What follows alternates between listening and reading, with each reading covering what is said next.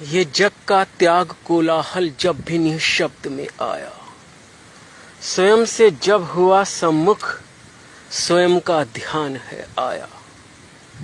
आत्म सामीप्य के आभास में है अमित अंतर मन, मन में जो गीत सुनता मन उसे ही स्वर में है गाया।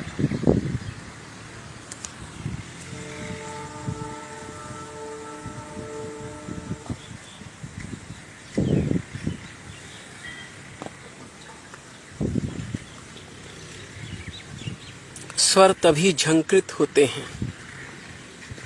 जब हम स्वयं के सामीप्य में होते हैं। भक्ति भाव से देखा जाए तो विपत्ति तब है जब परब्रह्म नारायण का स्मरण ना हो। कहा हनुमंत विपत्ति प्रभु सोई, जब तव सुमिरन भजन न होई।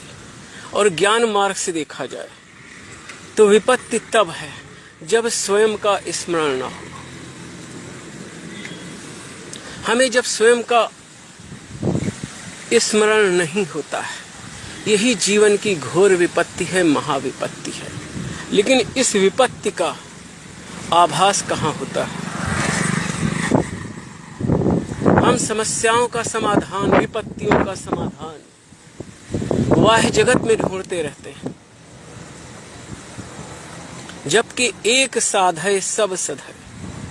स्वयं को साध लो, सब सध जाएगा। स्वयं का स्मरण कर लो।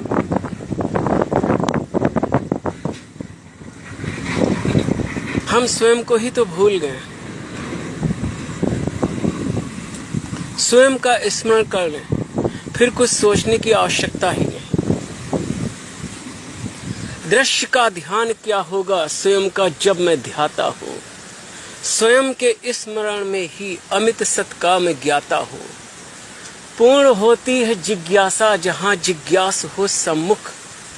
स्वयं से हो के सम्मोहित, स्वयं से हो के सम्मोहित स्वयं के गीत गाता हूँ।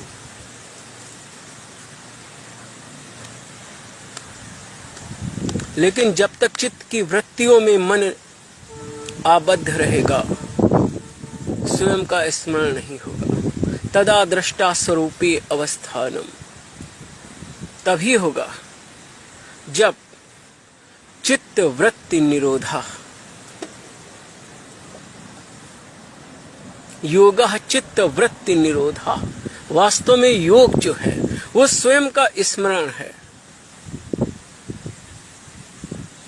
परंतु बहुत हास्य की बात है कि भारत जैसे महान सनातन धर्म वाले देश में अब योग को लोग जो है सर्कस बना रहे हैं। शरीर के स्वास्थ्य को लोग योग मान रहे हैं, जबकि शरीर के स्वस्थ रहने का या अस्वस्थ रहने का योग से कोई संबंध ही नहीं है। योग तो स्वयं का स्मरण है।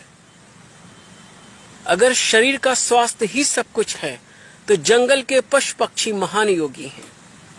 शरीर का स्वस्थ रहना तो उत्तम है, लेकिन यहाँ पे शरीर के स्वास्थ्य का विषय ही कहाँ है? स्वयं के स्मरण की बात है, और स्वयं का स्मरण ही योग है। जब चित्त की वृत्तियों का निरोध हो जाएगा तब स्वयं का स्मरण होगा। तदा दृष्टा स्वरूपे अवस्थानम।